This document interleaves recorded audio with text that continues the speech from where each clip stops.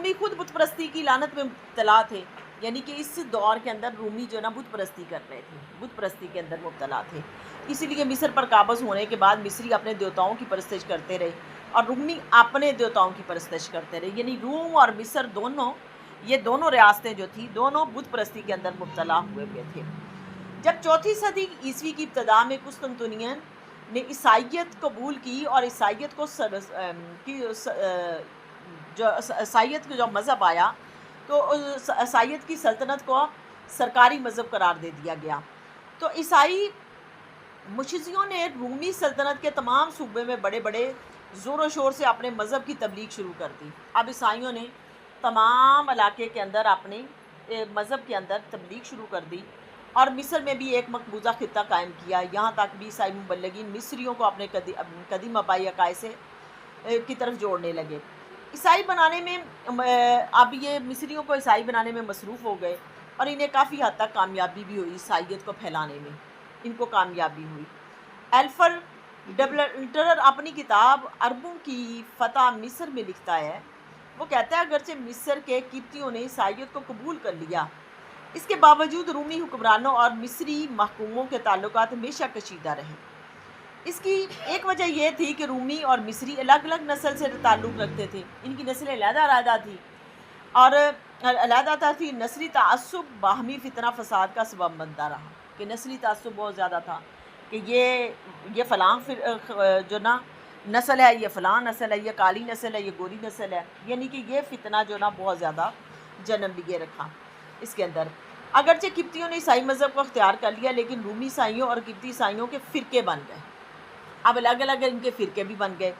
رومی عیسائیوں نے کسیڈن کی کونسل کے اس فیصلے کو تسلیم کر لیا اور مسیح کی ذات میں دو فطرتیں، کہنے لگے کہ مسیح کی ذات کے اندر دو فطرتیں ہیں، ایک الہی اور ایک انسانی، یعنی کہ مسیح الہ بھی ہیں، رب بھی ہیں اور انسان بھی ہیں۔ اب یہ کون کہہ رہا ہے؟ یہ فرقہ ملکایا کہتا ہے، یعنی کہ ان کے تین فرقے ہوئے نا، ان کے تین فرقے ہوئے عیسائیوں کے، ملکایا، یعقوبیہ، نستوریہ اور یہ فرقہ ہوا۔ اور ملکایا جو کہتا ہے کہ الہ بھی ہیں اور انسانی صورت بھی ان کو عطا کی گئی ہے، لیکن مصریوں نے کسیڈن کے اس قرارداد کو منظور کرنے سے انکار کر دیا اور اس بات کے قائل تھے کہ مسیح ایک فطرت کے حامل ہے۔ کنہوں نے؟ اب مصریوں نے انکار کیا، انہوں نے کہا کہ ایک ہی فطرت ہو سکتی، یا خدا ہو سکتے ہیں یا انسان ہو سکتے ہیں۔ اب انہوں نے انکار کر دیا۔ یہ عقیدہ رکھنے والے فرقہ کو نستوری فرقہ کہا گیا۔ اب نستوری دوسرا فرقہ آ گیا کہ نستوری فرقہ اس نے کہا ایک ہستی ہو سکتے ہیں، یا خدا ہو سکتے ہیں یا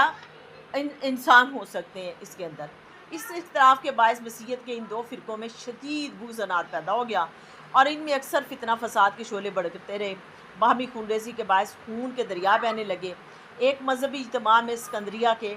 اسقف اعظم نے، جو رومی حکومت کا نمائندہ اور ملکانیہ فرقہ کا پیروکار تھا، یعنی کہ ملکانیہ فرقے کا جو پیروکار ہے اسقف اعظم، اس نے قربان گاہ پر کھڑے ہو کر نستوری فرقہ اور مصری قبطیوں کا قتل عام شروع کر دیا۔ اب قتل عام شروع ہو گیا۔ ان کے حامیوں نے گرجے میں جا کر عبادت کے لیے جمع ہونے والے قبطیوں کو اس بے دردی سے مارا، اتنی بے دردی سے مارا کہ ان کے خون کی وجہ ندیاں بہہ پڑی، اتنا مارا۔ اور 7ویں صدی عیسوی میں مصر میں جو ملک کے اندر سیاسی حالات کی حیثیت ثانوی تھی، اولین حیثیت مذہب کی حاصل تھی، وطن کی محبت عملی طور پر مفقود تھی، قومی اور نسلی مخالفتوں کی وجہ سے بھی بازمی نظریات میں تضاد تھا۔ لوگ مذہبی موضوعات پر جب بحث کرتے تو فرط غضب سے آپس میں باہر ہو جاتے اور بالکل غیر اہم اور حقیق موضوعات پر لڑتے، اپنی جان کی بازی لگا دیتے، یعنی کہ ایسے موضوعات کے وہاں پر بیان کرتے کہ جس کی وجہ سے ان کو اپنی جان بھی گنوانا پڑتی، اور ان کے نزدیک الہیات کے مسائل میں معمولی سا اختلاف بھی ناقابل برداشت تھا۔ مصری لوگ جب بتوں کی پجاری تھے تو اس وقت وہ بلیوں، مگرمچھوں کے پجاری ہوئے، اور پجاری اس بات پر لڑا کرتے تھے کہ ان دو چیزوں میں کون سی چیز زیادہ پرستش کے لائق ہے، یعنی کہ بلی زیادہ اس کی پرستش زیادہ ہو سکتی ہے کہ مگرمچھ کی پرستش ہو سکتی ہے، اور اگر کوئی ان دونوں چیزوں کا نہ مانتا تو ان کو بھی قتل کر چھوڑتے۔ اور اب انہوں نے عیسائیت کے فرقہ بازیوں اور فروعی اختلافات کے باعث جنگ و جدال کا ذریعہ بنا لیا۔ کسیڈن کی کونسل 451 میں منعقد ہوئی، جس نے عیسائی ملت کو بھی نامتحد ہونے والے 2 فرقوں میں بانٹ دیا، اور ایک فرقہ مسیح کے لیے ایک فطرت کا قائل تھا اور دوسرا قبطی اس عقیدے کو اپنائے ہوئے تھے۔ دوسرا گروہ مسیح کے لیے 2 فطرتوں کے قائل تھے۔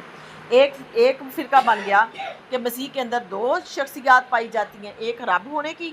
اور دوسرے انسان ہونے کی۔ ایک فرقہ کہنے لگا کہ نہیں، صرف اور صرف وہ ایک الہ ہیں، ایک جو شخصیت رکھ سکتے ہیں وہ 2 نہیں رکھ سکتے، کیونکہ رومی حکمران ملکانیہ کا فرقہ سے متعلق ہے، اور اس لیے وہ مصریوں کے عقیدے کی بدعت سمجھتے تھے اور اس کی بے کنی کا اپنا قرض گردانتے تھے۔ نائس ٹاس نے 699 میں جب اسکندریہ پر قبضہ کیا، یعنی جب تاریخ بنی یہ والی 699 کے اندر جب یہ تاریخ بنی، تو انہوں نے وہاں پر اسقف اعظم کو جو ملکانیہ فرقے سے تعلق رکھتا تھا اسے قتل کر دیا، اب اس بانی فرقے کو جو ملکایا فرقے کا بانی تھا اس کو قتل کر دیا، اور رکمل نے جب قسطنطنیہ کی شاہی قوت کے خلاف بغاوت کی تو مصر کے قبطی پر امید ہو گئے، اور ہرقل کو برسر اقتدار آنے سے ان کے مصائب لائم کا خاتمہ ہو جائے گا۔ اب وہ خوش ہونے لگے کہ ہرقل روم آ گیا،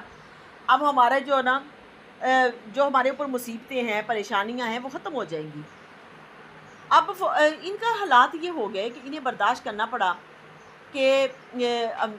حکومت کو برداشت کرنا پڑا۔ قبطیوں کا اسقف جو 5 سال کے لیے اسے منصب پر مقرر ہوا تھا، اسے بغاوت کے دوران اس نے مزید 6 سال کر لیے اور یہ عہدہ حاصل کر لیا۔ حکومت بے شک ملکایا فرقے کے ہاتھ میں تھی، لیکن مصریوں نے اپنے کئی کلیسے تعمیر کر لیے اور اپنی بہت ساری خانقاہیں بھی تعمیر کر لی، یعنی کہ اس دور کے اندر خانقاہیں بھی ہو گئی، انہوں نے بہت سارے اپنے کلیسے بھی تعمیر کر لیے، جیسے ہماری مسجدیں ہیں، انہوں نے کلیسے، عیسائیوں کے کلیسے انہوں نے کلیسے اور اپنی خانقاہیں تعمیر کر لی۔ اور پھر ہرقل برسر اقتدار آنے کے بعد قبطیوں کی ہمدردی حاصل کرنے چاہتا تھا، لیکن بیز نتیہ جو کہ دربار نے مصر کے لیے ملکانیہ فرقے کا ایک اسقف مقرر فرما دیا۔ اب